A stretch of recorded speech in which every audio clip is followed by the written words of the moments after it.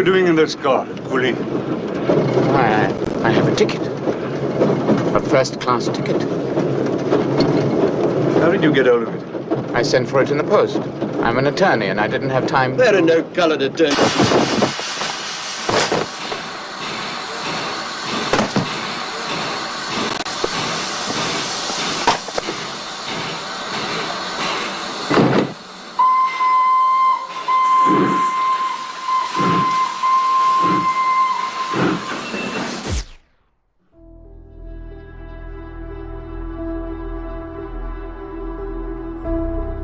কি অমানবিক।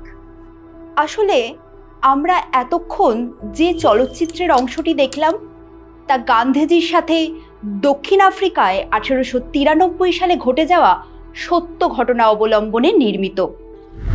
তবে এমন দৃশ্য শুধুমাত্র দক্ষিণ আফ্রিকাতেই নয়, ঔপনিবেশিক ভারতীয় সমাজেও ছিল অতি সাধারণ।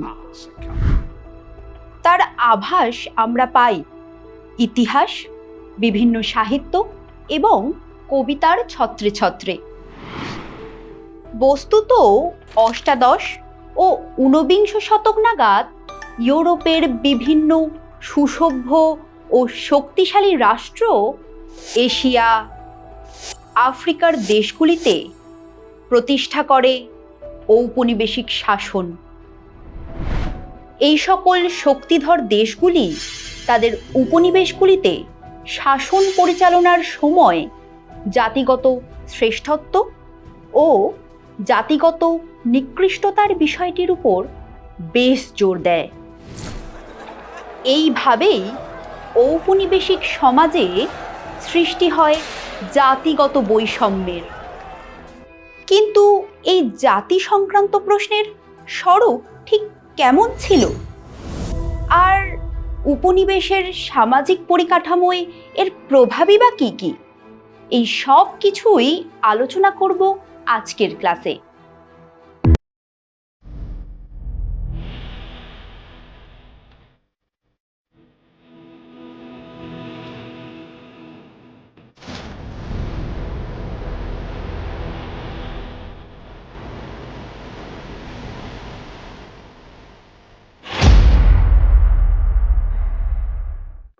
ক্লাসের শুরুতেই আমরা চোখ রাখব জাতি সংক্রান্ত প্রশ্ন বা কোয়েশ্চেন অফ রেসের বিষয়ে।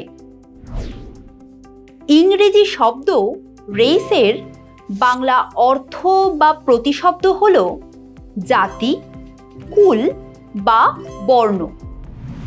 আধুনিক ইউরোপের বিভিন্ন উপনিবেশবাদী শক্তি যেমন Britain, Spain, France, Italy, Portugal, Belgium, Asia ও আফ্রিকার বিভিন্ন দেশে উপনিবেশ প্রতিষ্ঠা করার ফলে ঔপনিবেশিক সাম্রাজ্যের মানুষ দুটি জাতিতে বিভক্ত হয়ে যায়।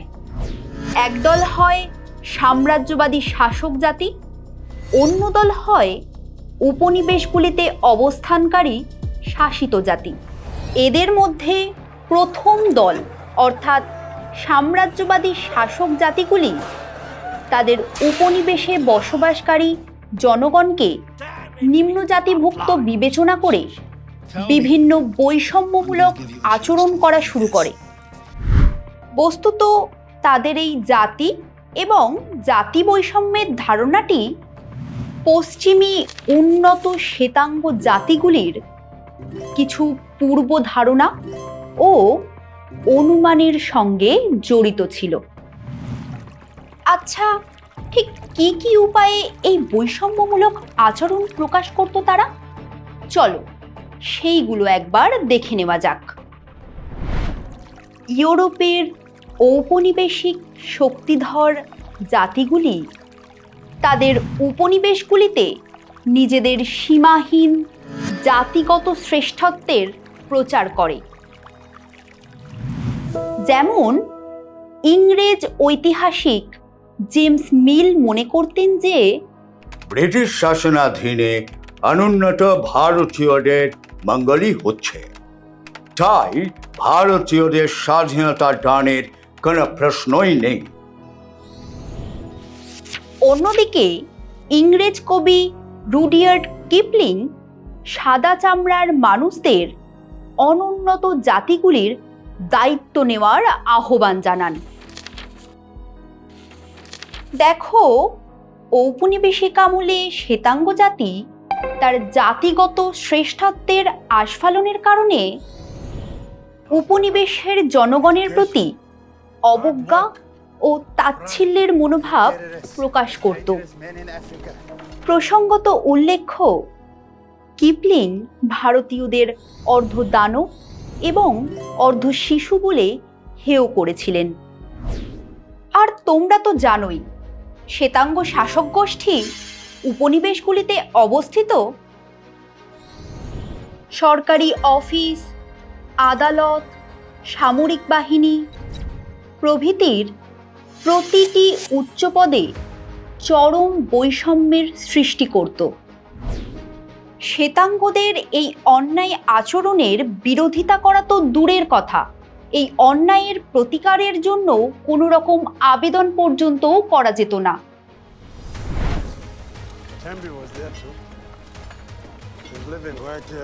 শাসক জাতির শাসিত জাতির প্রতি এই বৈষম্য প্রতিফলিত হতে থাকে তাদের আচার আচরণে, কথাবার্তায়, সরকারি নির্দেশে। উদাহরণস্বরূপ বলা যায়, ভারতীয় উপনিবেশে শ্বেতাঙ্গদের কোনো কোনো ক্লাবে ও রেস্তোরাঁর প্রবেশপথে লিখে রাখতে দেখা যেত, কুকুর ও ভারতীয়দের প্রবেশ নিষিদ্ধ। অত্যন্ত বেদনাদায়ক হলেও এটাই সত্যি যে সাম্রাজ্যবাদী শোষক শ্রেণীর দর্শন ছিল উপনিবেশের বাসিন্দাদের সর্বপ্রকার স্বাধীনতা হরণ করা এবং তাদের দাসত্বের শৃঙ্খলে শৃঙ্খলিত করা। কারণ একটা কথা শোষক শ্রেণীর কাছে স্পষ্ট ছিল যে এই উদ্যোগ ছাড়া উপনিবেশগুলিতে তাদের কর্তৃত্ব দীর্ঘস্থায়ী করা অসম্ভব। ফলস্বরূপ আফ্রিকা মহাদেশের বিভিন্ন উপনিবেশ থেকে কৃষ্ণাঙ্গদের কৃতদাসে পরিণত করে পশ্চিমের দেশগুলিতে রফতানি করত তারা। শুধুমাত্র কি কৃতদাস রপ্তানিতে সীমিত ছিল তাদের এই অত্যাচার? না, একেবারেই নয়। উপনিবেশের কৃষ্ণাঙ্গদের উপর চলত বিভিন্ন অর্থনৈতিক শোষণ। এই শ্বেতাঙ্গ শোষক শ্রেণী কি করতো জানো? উপনিবেশগুলি থেকে বিভিন্ন কাঁচা মাল সস্তায় সংগ্রহ করে নিজের দেশে তো বটেই, তার সঙ্গে সঙ্গে অন্যান্য দেশেও রফতানি করে এবং নিজের দেশের শিল্পজাত পণ্য উপনিবেশগুলিতে বিক্রি করে প্রভূত মুনাফা লুটত তারা।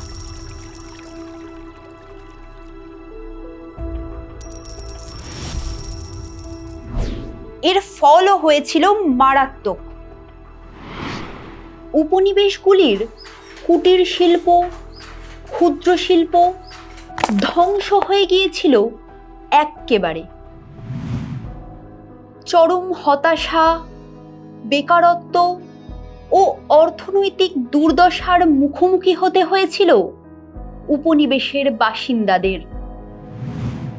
সব দিক থেকে শ্রেষ্ঠত্ব প্রমাণের তাগিদে ঔপনিবেশিক শক্তিগুলি উপনিবেশে বসবাসকারীদের সংস্কৃতিকেও হীন নজরে দেখা শুরু করে। নিশ্চয়ই তোমাদের মনে আছে,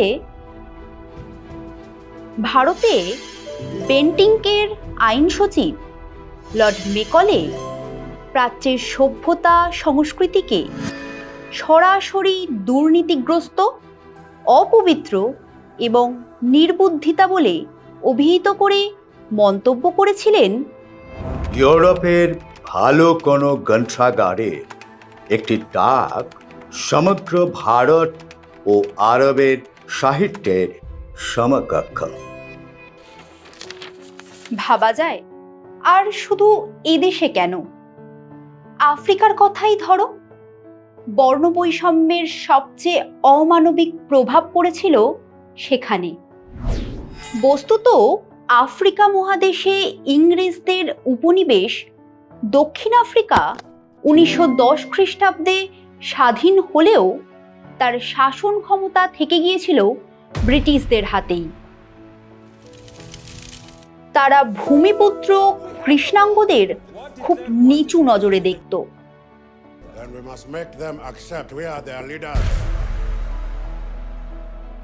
এর থেকেই সৃষ্টি হয় বর্ণ বৈষম্যবাদের, যার বিরুদ্ধে 1960-এর দশকে সে দেশে শুরু হয় অ্যান্টি অ্যাপাথাইট মুভমেন্ট। এই আন্দোলনে কে নেতৃত্ব দিয়েছিলেন তোমরা জানো? প্রবাদ প্রতিম ব্যক্তিত্ব নেলসন ম্যান্ডেলা। তীব্র সরকারি দমনপীড়ন, ম্যান্ডেলার যাবজ্জীবন কারাদণ্ড থামাতে পারেনি কৃষ্ণাঙ্গদের প্রতিবাদী কণ্ঠ। অবশেষে অভ্যন্তরীণ ও আন্তর্জাতিক পরিস্থিতির চাপে দক্ষিণ আফ্রিকা সরকার বর্ণবৈষম্যের অবসান ঘটাতে বাধ্য হয়। 1990 খ্রিস্টাব্দের ফেব্রুয়ারিতে মুক্তি পান ম্যান্ডেলা। সে দেশে আসে নতুন ভোর। আমরা এতক্ষণ জাতিগত প্রশ্ন ও তার ধারণা সম্পর্কে বেশ কিছু তথ্য জানলাম, কিন্তু এবার চোখ রাখব ঔপনিবেশিক দেশগুলিতে জাতি প্রশ্নের প্রভাবগুলির দিকে। প্রথমেই যে কয়েকটি সদর্থক প্রভাব আছে সেগুলি দেখে নেওয়া যাক। যুক্তিবাদের বিকাশ। আসলে নিজ নিজ সভ্যতা ও সংস্কৃতির অধিকারী হলেও উপনিবেশগুলির সমাজ ছিল মধ্যযুগীয় কুসংস্কারে আচ্ছন্ন। ইউরোপীয় ঔপনিবেশিক জাতিগুলি যে এদের তুলনায় জ্ঞান, বিজ্ঞান ও যুক্তিবোধে অনেক এগিয়ে ছিল এ বিষয়ে কোনো সন্দেহই নেই। অগ্রণী এই জাতিগুলি তাদের দর্শন, সাহিত্য, বিজ্ঞান, প্রযুক্তি, ভূগোল ইত্যাদি বিষয় সম্পর্কিত জ্ঞান উপনিবেশের অনগ্রসর মানুষদের মধ্যে প্রচার করলে প্রাচ্যবাসী মিল, বেনথাম, মিল্টন, রুশো প্রমুখের রচনার সঙ্গে পরিচিত হন। আধুনিক পাশ্চাত্য যুক্তি ও জ্ঞান বিজ্ঞানের প্রভাবে শুরু হয় সমাজ সংস্কার আন্দোলন। এ তো গেল বৌদ্ধিক দিকের কথা। ঔপনিবেশিক দেশগুলিতে জাতি প্রশ্নের সদর্থক প্রভাব পড়েছিল অর্থনৈতিক ক্ষেত্রেও। ঔপনিবেশিক ব্যবসা বাণিজ্যে সহযোগিতার জন্য উপনিবেশবাসীদের নিয়োগ করে। নির্মিত হয় বহু সড়ক, বহু রেলপথ, বন্দর, গঠিত হয় নতুন শহর, বিকাশ লাভ করে বিভিন্ন শিল্প। বহু মানুষের কর্মসংস্থানের সুযোগ মেলে। সূচনা ঘটে আধুনিক অর্থনীতির। আর রাজনীতি? হ্যাঁ, রাজনৈতিক ক্ষেত্রেও সাধিত হয় নবযুগের উন্মেষ। উপনিবেশ প্রতিষ্ঠার ফলে প্রাচ্যবাসীরা প্রতীচ্যের সাম্য, মৈত্রী, স্বাধীনতা, গণতন্ত্র, সমানাধিকার ইত্যাদি আদর্শ সম্পর্কে অবগত হওয়ার সুযোগ পায়।